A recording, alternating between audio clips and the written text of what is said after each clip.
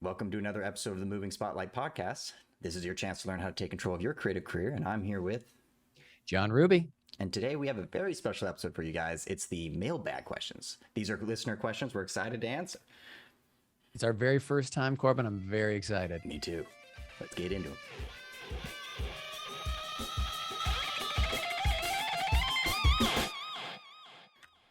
All right, Corbin, what is our very first mailbag question? Our very first mailbag question is from Mark in Chicago. Hey, Mark. Hey, Mark. Is talent more important than training? Oh, man, that's a great question. So for me, I think no. And the reason I say that is I would much rather work with someone who is enthusiastic, excited, engaged, that maybe doesn't have as much talent, but is excited to be working on the craft, excited to be working on acting, excited to learn, than someone who's got all the talent in the world, but is like disconnected or doesn't care. Yeah, for sure. I think there's, I think we forget with all art forms, but especially in the acting career, that it's, you have to be professional, you have to be enthusiastic, and people have to want to work with you. Because I think one of the best things, like I was ever told, like with managing people, even, it's just people want to work with you. People want to keep doing the job to make you look better and to make themselves look better. And that's a huge skill set that not everybody has. And I think that's true when it comes to acting in this very collaborative world. I think I think collaboration is such a big part about the acting world, as well as entertainment when it comes to the director and the DP. Everybody's just kind of like the best idea floats to the top. So you have to be enthusiastic. Yeah. You have to know your stuff, but also be willing to work.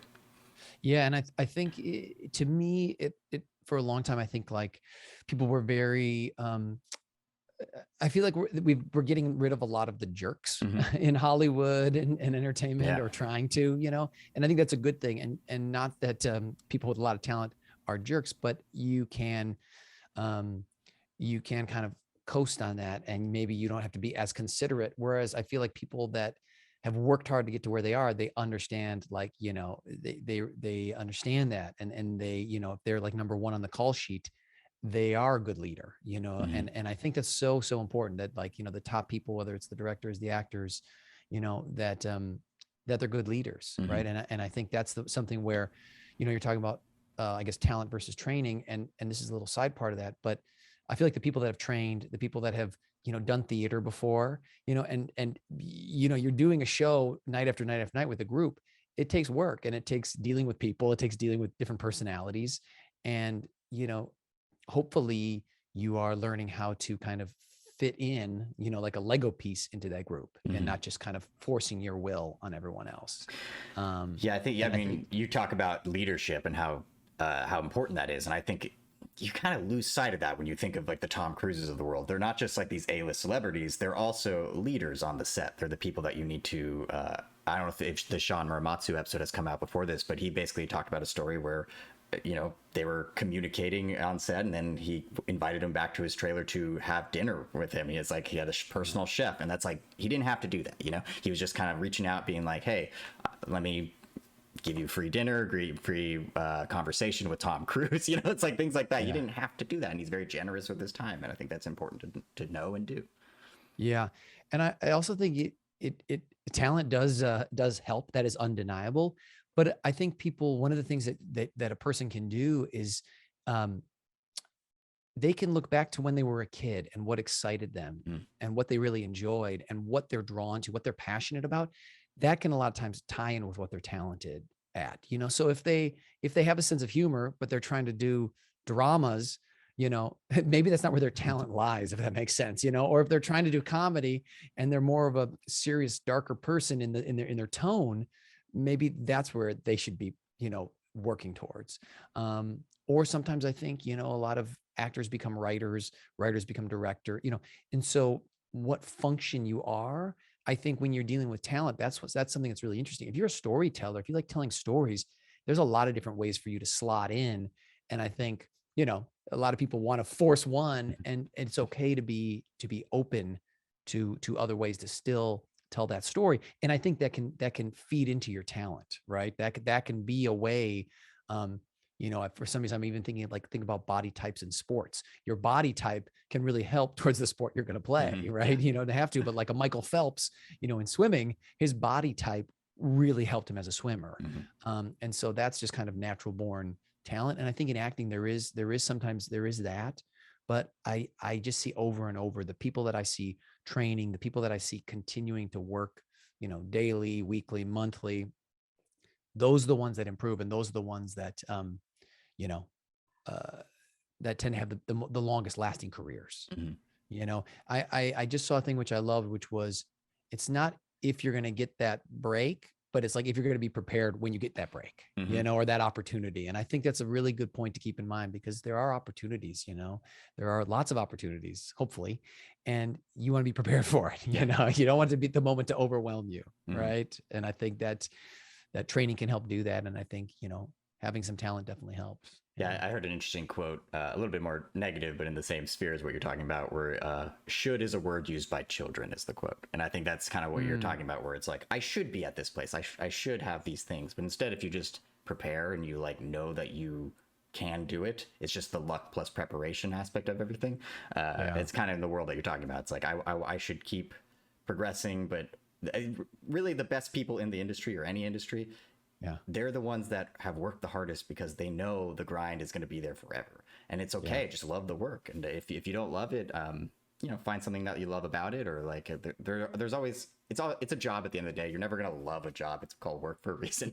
So it's going to be like 70%'s great. That's awesome. You got to kind of find those little victories and keep working towards it and putting those brick by brick, And you're gonna also, I think, Corbin, absorb it when you're passionate about it. So if you're excited about it, it's going to be much easier to absorb it than when you're kind of half invested, And so I think with what you're saying, I think that is part of, when I first started learning improv, I just loved it. I was literally at Improv Olympics in Los Angeles every night. I was there every night watching shows or trying to get on shows. They had something called the lottery, where if you were in the audience, they pulled your name, you'd jump up on stage. So I would be there, and sometimes you wouldn't get picked, of course, sometimes you would.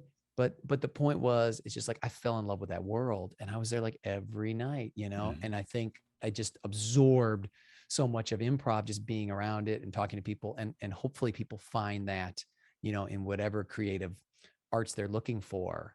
I think that's a really interesting, just a little side note is I'm interested in real estate. And so I got on a meetup. It was a virtual meeting for real estate. And it was people all over the country, like in, Florida, but it was like these meeting of people that have a similar interest. And it was so exciting, because they were talking, is a new language for me, but they're talking that language. And I was enjoying it, because I was oh, they're as into it or more, and they have more knowledge than me. So this is really cool to be a part of, versus talking to someone who's oh, yeah, I don't really care about real estate. That's not interesting to me at all, right? Or somebody who's already really good at it, and they have that air of the non-enthusiastic type. So yeah, it's just you're excited, and you're going to be there. Exactly. Yeah. So great. Corbin, next question. Sarah, I'll Sarah in Miami asks, do you read reviews of the stuff you're in? Ooh, that's a good question. Yes and no. I think you have to take it with a grain of salt. I think, of course, we all want to hear the thing that makes it feel great, and we're all going to look at the stuff, but you have to set it aside, because everybody's a critic. Everybody wants to talk about how, even my mom or anybody's mom or everybody thinks they know how to be an actor. Oh, that poor performance on that. That was terrible. And you're like, you have no idea the amount of work. You're seeing the tip of the iceberg rather than the whole thing. So yes, it's nice to see it. I hope you get good reviews and you get all the things, but were you happy doing it? There's a reason these A-list celebrities are also doing bad movies as well, because they're enjoying the people that they're talking with and hanging out with, making art, and also making connections too. The next thing might come up in a bit. Don't let a negative person bring you down, because you might as well just keep moving, and you'll see them way past the finish line later when they decide to catch up to you. Totally. Yeah. I was just thinking, I think you said everybody's a critic. I like to think that everybody has an opinion, so everyone's got thoughts. And there's a great Jerry Seinfeld quote I love, which is if you go to a bad movie, it's like 2 hours. If you're in a bad movie, it's like a year of your life, which I think is so great. So, the point is, yeah. So I don't think most people are like choosing to be in a bad movie. I mean, maybe, sometimes it could be for a paycheck, or they like the role and the movie just doesn't, turn out the way they want to. But I do think, circling back with like reviews, people are going to give you their opinions. And I think that's like that's always been an interesting thing for me, where if I'm on a plane and I say I'm working in entertainment, people want to, first they ask you, who do you know that's famous? And then they'll give you their opinions or thoughts on, movies or actors or things like that, and it's also really interesting. I think sometimes a little bit of knowledge can be a bad thing, where people that have just kind of learned something, then they feel like they know everything, and they haven't gotten to the point where they realize, oh, I really don't know that much yet. Mm-hmm. So, there's a bit of knowledge there, but, and I think that goes for, a lot of different fields. But I think in our field, because, TVs and now computers and stuff, everyone's got our phones there, everyone's got them. Mm-hmm. So they feel very connected, they feel very connected. And, so I think that is something. I also, just answering the specific question of reading reviews, I don't necessarily think reading a review is a bad thing, or if you're like, if something's on like, social media, I think you do have to be careful that you don't put too much stock into it. For sure. Right. I think that's the big thing. Like if you're not really in a place to kind of, laugh at it, or, so if that thing is going to put you on too much of a high or too much of a low, Mm-hmm. Yeah, even if it's a great review, you kind of don't want to put too much stock into it too, because you don't want to be on that roller coaster. You try to keep it in the middle. Yeah. Yeah. I mean, I posted it on Instagram. One of the reviews for my movie, Solver, someone wrote, "Rarely have I seen worse acting," Yeah. which I think is hilarious, because Yeah. I thought the actors were really good and we really tried really hard. And and then some of my friends' comments that were great, where they're like, "Well, they've seen worse acting." I'm like, that's a good point, Yeah. And I don't know who the person's name was, but it was like, well, what other movies is this Chris person watching? I don't know. Yeah. So it was very funny, but I was able to post it because I was like, I worked my butt off on that film, on the acting side, on a lot of it. So I had confidence that, for me, I could look at that and laugh about it, versus, it cut deep. And sometimes, Corbin, I was thinking about this. Sometimes depends on who. This is how you make a point when you have an eraser and a pencil in your hand. That's how you really make a point. This is a teacher. This is a teacher. Sometimes I think it really depends who it's coming from. So, I tend to find, if it's like, 50 anonymous strangers in the audience, let's say I'm doing a play, I really feel free. And if they're a good audience or not, it doesn't really, but then, if before, like, let's say a play, and I look out there, between the boards, and it's like people I know, someone from my family, or then it's like, oh gosh, okay, well, I really want to, or if I'm auditioning for like a casting director friend of mine, I want to do a good job, or a friend's show, a lot of pressure, you know what I mean? It's so much pressure. Like, it's so much pressure, right? Because you're like, I want them to think I'm good, or know I'm good, right? I think that's then where it is challenging. Yeah, it can be, but I think I don't know. People are so engrossed in their own world, like you can just move on from there. That's why it hurts, because it's like somebody steps into your bubble and like complains about a thing, because it's the internet. They can say whatever they want, and then they walk away. They would never come up to you and be like, "You're bad," but you just kind of have to take it and have fun with it and keep moving on, basically. Yeah, that's a good point. I do think there's some the anonymity of certain things, like in that sense, can be, can make it a little harsher and stuff. Makes it a little bit more complicated. Well, Sarah, I hope we answered your question. Thank you, Sarah. Yeah, thank you, Sarah. We're going to move on to Jennifer in LA. Do I have to be on social media? Oh, that's a good tie-in with the one we just talked about. And one we just talked about. Yeah. I think that's a great question. Yeah, I'm curious to hear your thoughts, Corbin. The thing is, I think they're like, let's say you're an actor or an artist. I think there are many ways to kind of, quote unquote, get discovered or get your work out there. It doesn't have to be social media.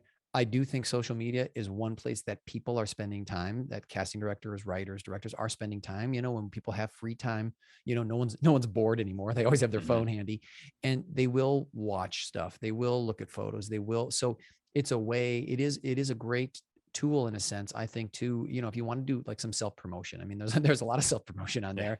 And I think that's okay. That's part of it. So my, I mean, there's some issues I have with social media, but one of my biggest problems is always when you feel like the pressure, like I've got to post every day or Hmm. something. That I think when you have a whole laundry list of things, that's something that I think people hopefully can relieve themselves of, unless that's, how you're making money, or that's, that's really what you want to be as like an influencer, then it does make sense.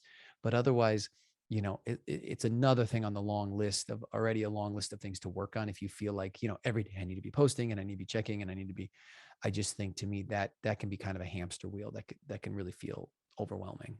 Yeah, I think, yeah, I have a couple thoughts.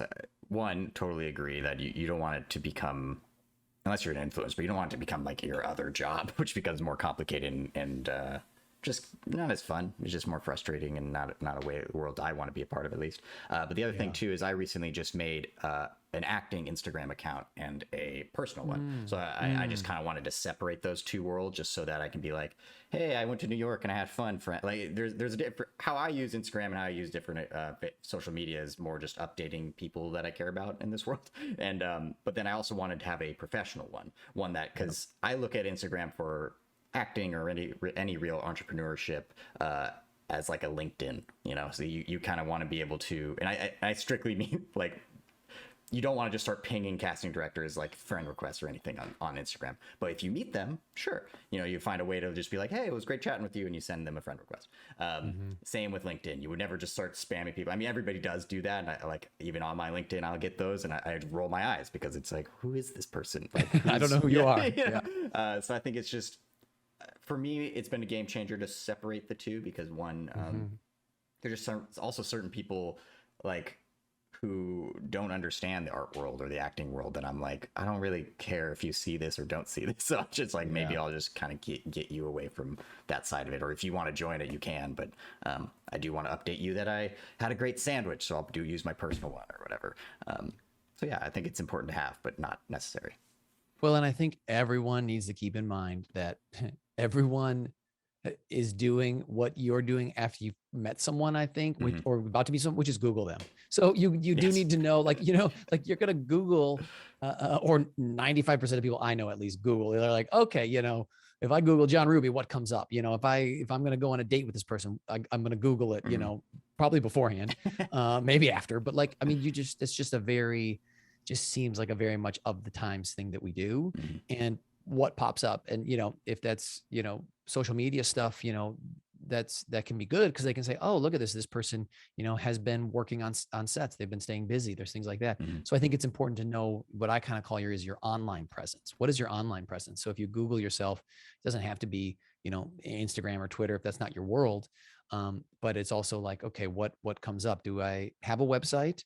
Do I not need one? Is something random that I did when I was younger Yeah. coming up that I don't want, so it is good to know kind of what your online presence is, because I think that is very, and I've been in a lot of casting rooms where people will do that, like they'll have information and they'll just Google somebody and be like, okay, what's their story? What's their deal? Mm-hmm. And a lot of times they want to know more about you, which I also think is interesting, right? Mm-hmm. Oh, cool. This person, they also are, they surf.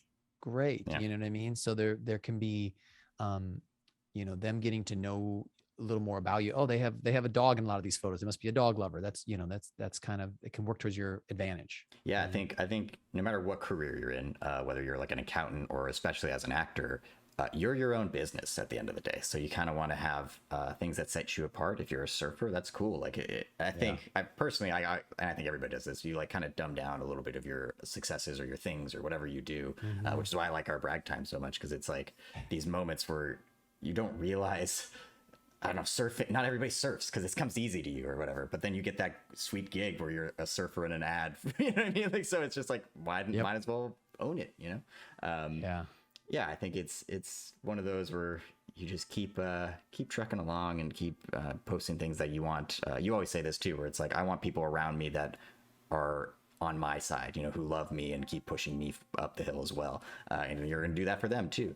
And I think that's why I separated my accounts too, because it's like this is strictly professional, but I want people who feel that way professionally with me, and then Yep. also personal, where I'm like I said, already had a great sandwich, and people are like, "Where was that sandwich? That's awesome!" Things like that. So that's my take on it. I love it. I think it's I great. love Yeah. it.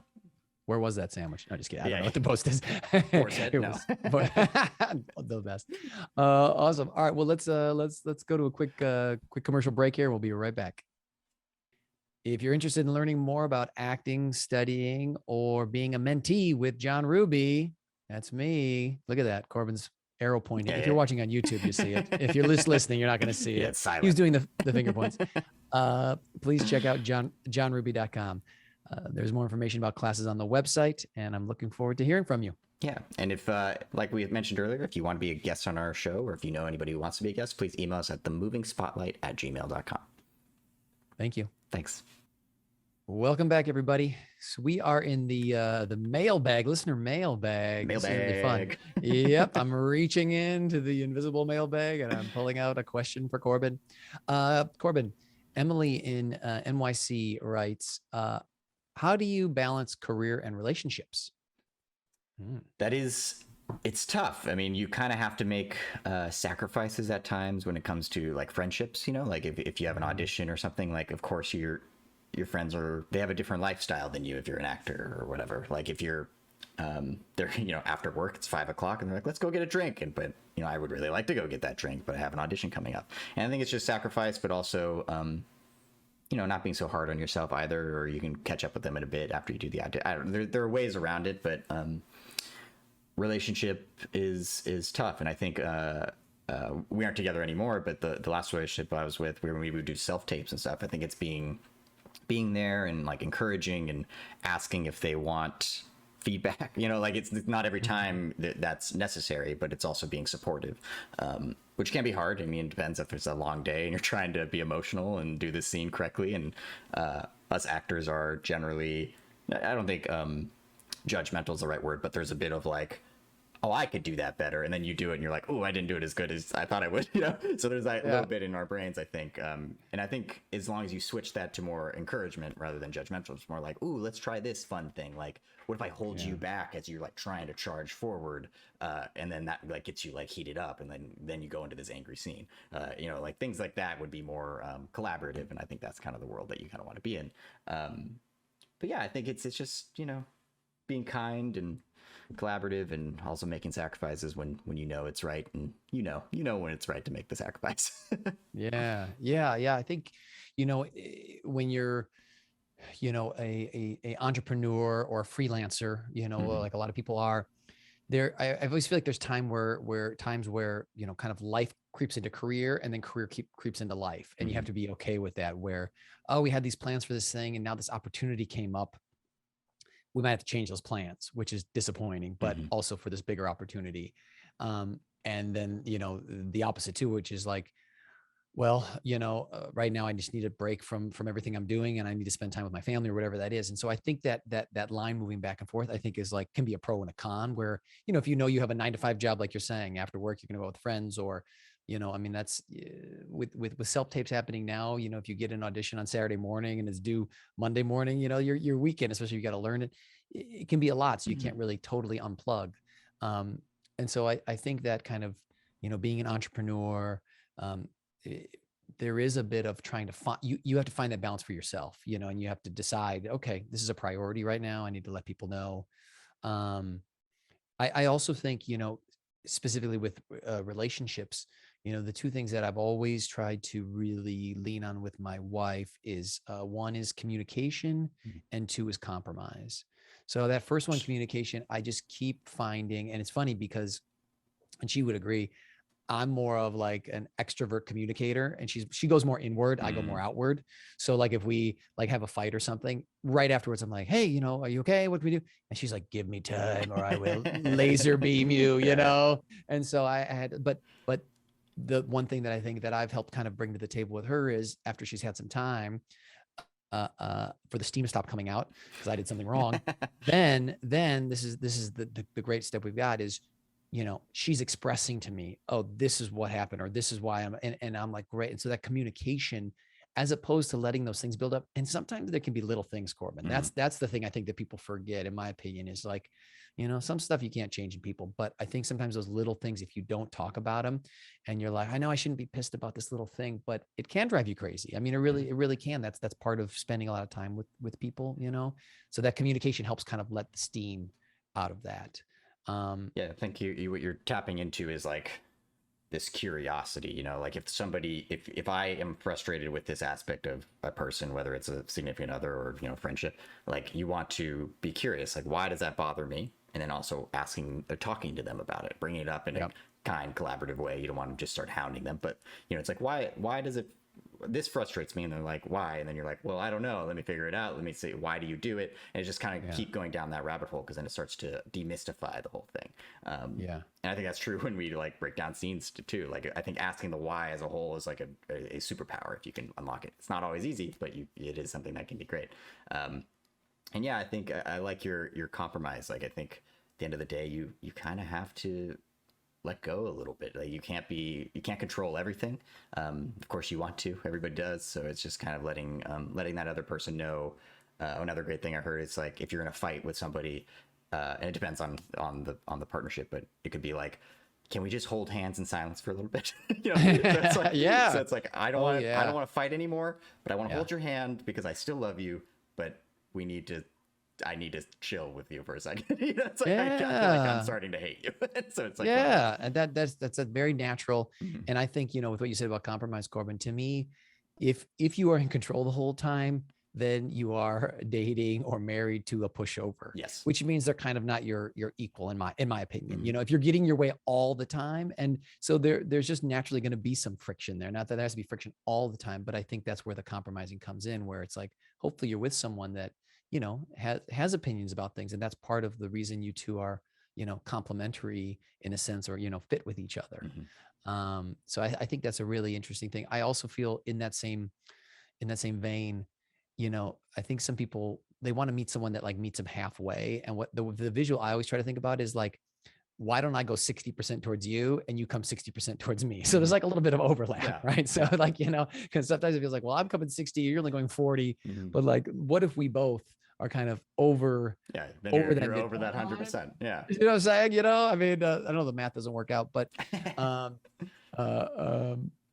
which actually is really funny. I remember when my dad was a soccer coach, he asked my sister and some of her teammates how much they wanted to play like certain positions, like offense and defense, and maybe goalie or something. And one of the girls was like, you know, like, I don't know what it was, like 50%, and 20%. He's like, that's 120%. Like I can't make that math work. But I think in this case, it does work. And I think it's just that idea of, you know, trying to put that other person, you know,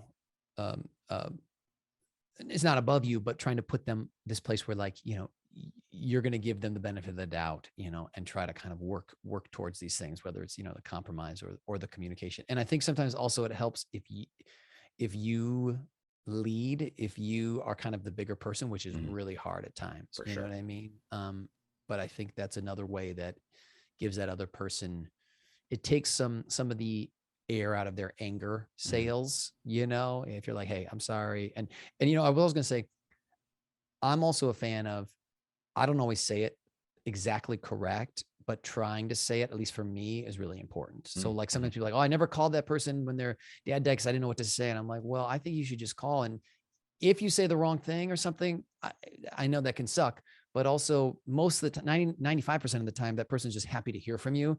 The kind of specific words don't really matter. For sure. And it gets way worse if you like wait 6 months and then like that anxiety creeps in your head, and it's also weird when you call. Exactly. And I think actually for me, I've even found I'm more comfortable talking to people I've known longer, because I think they give me a little more rope. And so then I'm able to figure out exactly, okay, oh, that's what you heard. That's not what I meant. Then let me explain it, you know, as like we try to get to it. And sometimes people I don't know as well.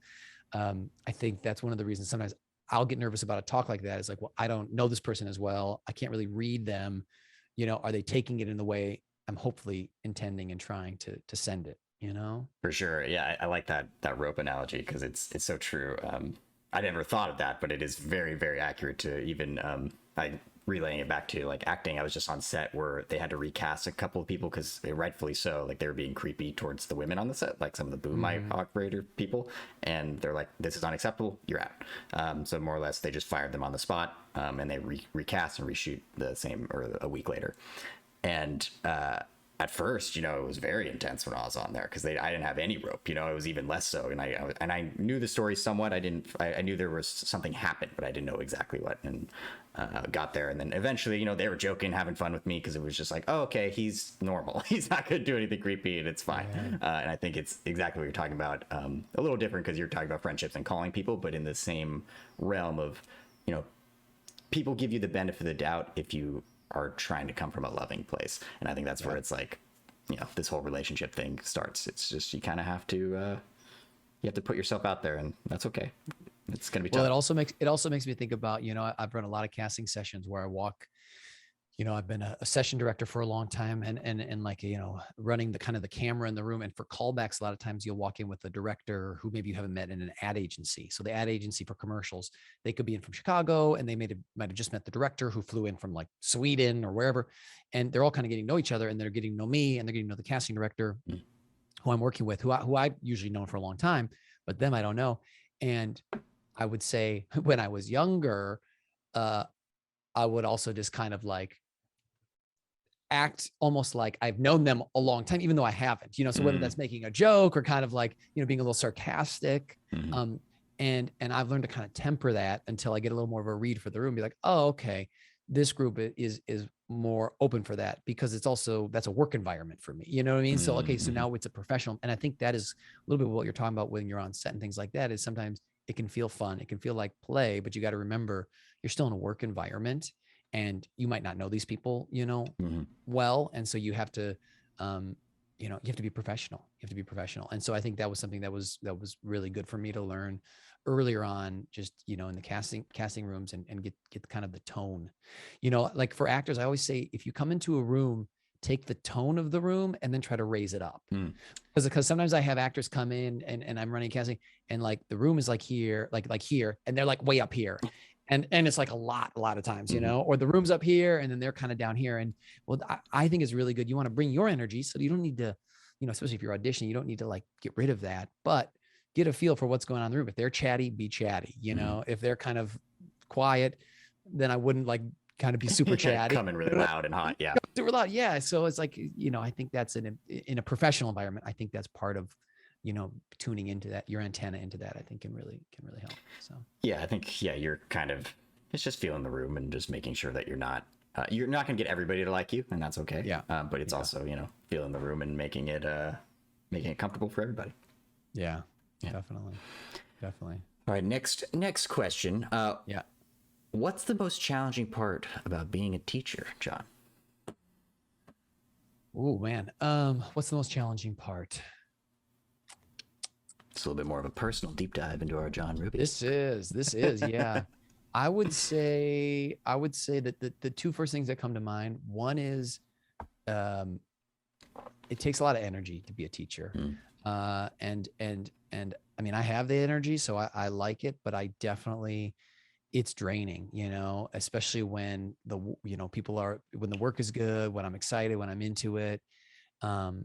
So I think the what's it called, where you're kind of like, you're not conserving, like you're using energy, like either leading up to like teaching a class or whatever it is, but having that energy to really be there for my students. I think that's something that I really try to value, because I never want to come to kind of a class not excited, not full of ideas, not kind of like, being the least enthusiastic one, like I want to, and I think that's, so I would say that's a challenging part. I think the other challenging part is,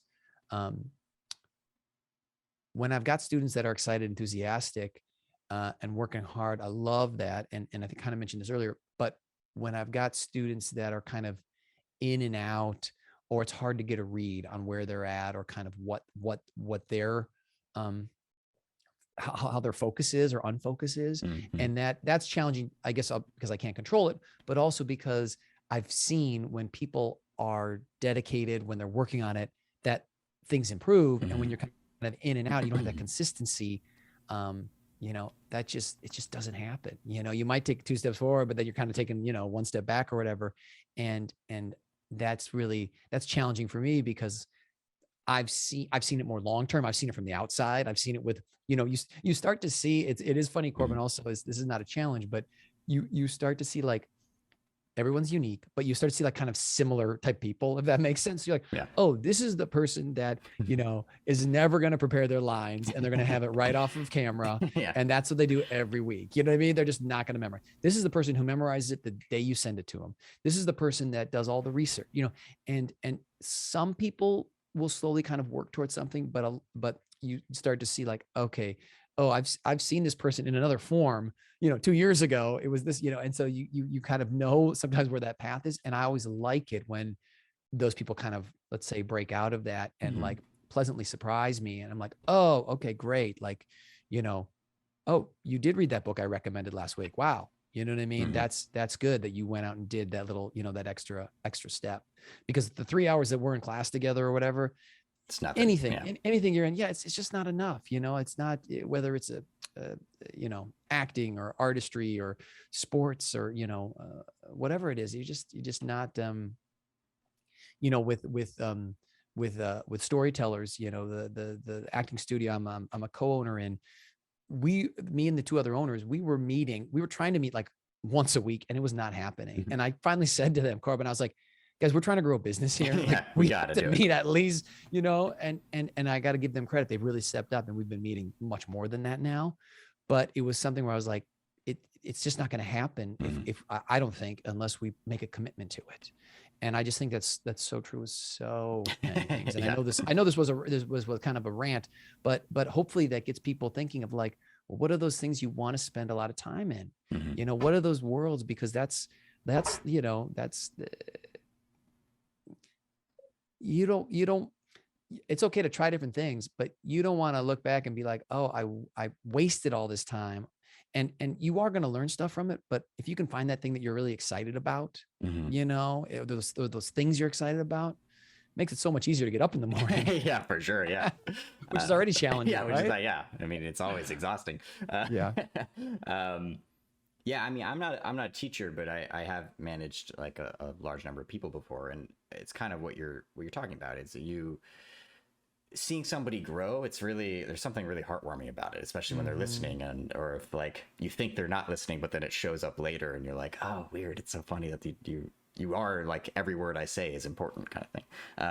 And then on top of that, like you said, there are certain types of people that will consistently be in their own groove. They'll read off camera, and it's like, you what's the quote? I'm gonna butcher the quote. It's like, you can only help someone climb a ladder if they want to climb too, or something like that. And it's in, I think it's a Sun Tzu quote, if I'm not mistaken. But Yeah, it's true. It's like you're like, hey, everybody, if you memorize your lines, you will be able to, get out of your body more, work harder. And because we only have, you say 3 hours of class, but really you only have a half an hour, because you're only up there for, a couple redirects and you're done.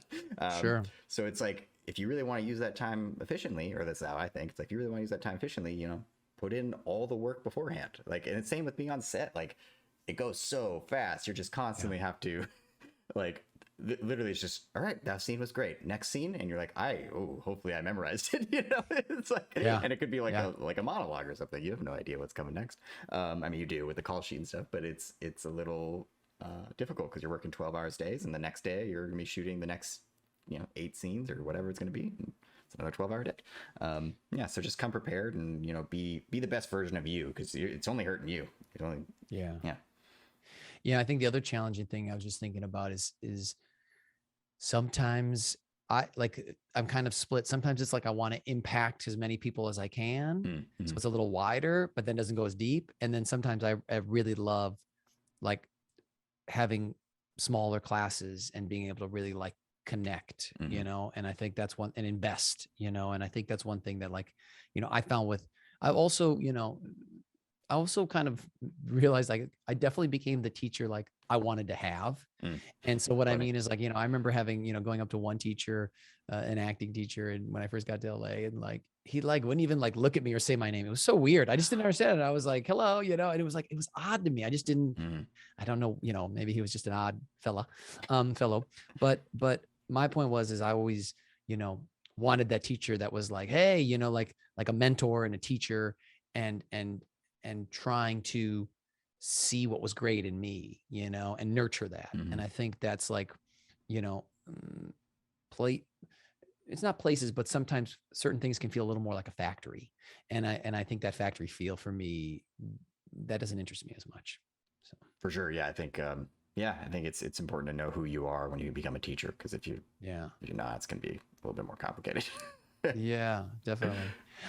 Corbin, what for you for our final mailbag question? Mhm. Let's end with a fun one. What movie? What would you say is your most quotable movie, or what's a movie that you love Mhm. to either quote or Hmm. rewatch and enjoy? I gotta. Okay, so this is a weird one. For some reason, I get the bow bow stuck in my head from Ferris Bueller. Amazing. Where it's So always true. rattling So in there. true. I didn't know you were gonna go that far back, Corbin. That's good. Yeah, that's a great one. I watched it again the other day. It's a good movie. It's so good. It's so It's good. such a fun movie. It's such a Yeah. no other movie like it, and it's weird. Yeah. I don't know. I like it. Yeah, I Yeah. don't know why. I don't know why that one pops in my head. One of my friends, he quotes Batman a lot, which I think is Okay. hilarious. Okay. And he like tries to land like all the Dark Knight quotes over and over, and it's Oh like, my what are you gosh. doing? I'm like, why? It's like not gonna hit. I don't know. I'm trying to think what I quote most often, because it kind of feels like it's just out of nowhere. Something reminds Yeah. me. I quote The Simpsons a lot. I think Simpsons is one of the most quotable things. Like, Oh, I think it's just topical with any generation, and it's yeah. yeah. I think I'll probably have to go with The Simpsons, even though that's not a movie. That's so good. I mean, uh I was just kind of typing it in here. Oh yeah. So because I wanted to just kind of pull a little bit up, but I go back to Swingers all the time. I just love Swingers. I mean, it's still, I haven't really rewatched it recently, but and there's a part in it where Vince Vaughn's character Trent is describing an audition he goes to.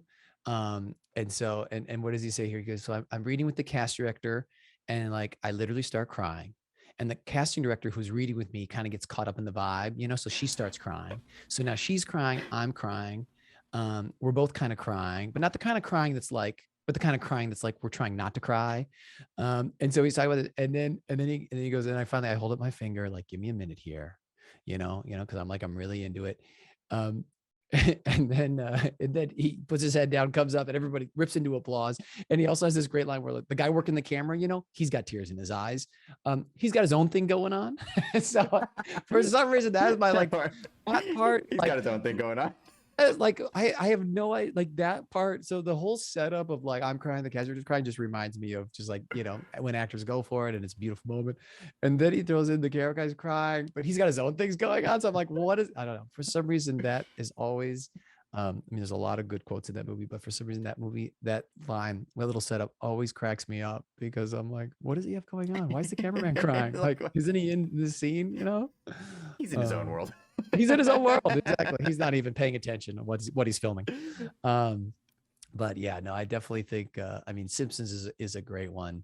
There's And so many. yeah, There's so many good ones. Like, yeah, it just depends on like the random scenario that brings it up. But like the one that yeah, always my favorite, one of my yeah. favorite moments in The Simpsons is when Homer is making like a pig roast, and then Lisa's deciding to be vegetarian, and then she's pissed, and then she basically launches it into the sky, and then Homer's chasing after, and he's like, it's just a little muddy, it's still good, it's still good. And so like that part like just cracks me up every time, because he's just describing everything. It's just a little airborne, it's still good, it's still good. And then Bart's like, Dad, it's gone. He's like, I know. And then it keeps going where Monty Burns is like, I will give $1 million to charity, and he's like, when pigs fly, and then the pig flies by. Flies by. And then Smithers like Writes the check, "Do you want me to whatever. write the Yeah. check?" And he's like, I think not.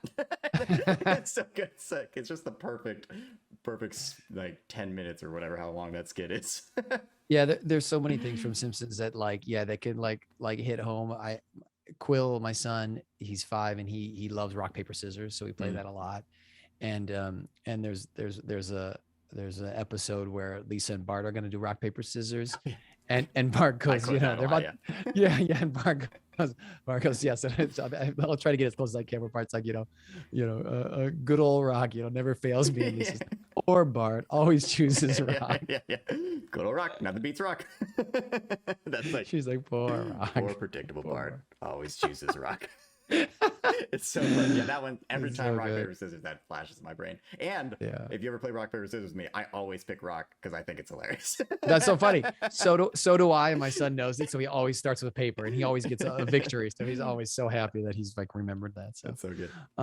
okay, great. Well, if you, the listener, have any movies that you really love that you love quoting, please, shoot them our way. We'd love to read and take a look at the comments and see what people are saying. Um, I think that's it for today on the Moving Spotlight podcast, right, Corbin? Yeah. If you have any questions or if you want to be a guest on our show, please email us at themovingspotlight@gmail.com. Yeah, we would love to have you on, and we'd love to kind of hear these more mailbag questions. These have been great, and I don't know, it's fun to deep dive into words and things that are happening. Yes, yeah, that's great. And yeah, we're doing everything virtually. So email us at themovingspotlight@gmail.com. If you have any questions, or if you think you'd be a guest, or someone that would be a great guest on our show, we'd love to hear from you. Definitely. Thanks so much. It was great seeing you. Thank you. Bye.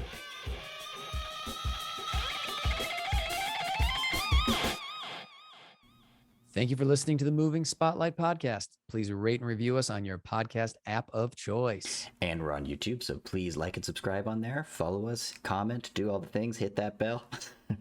Ding, ding. Ding, ding. Thank you. We appreciate it. Yeah.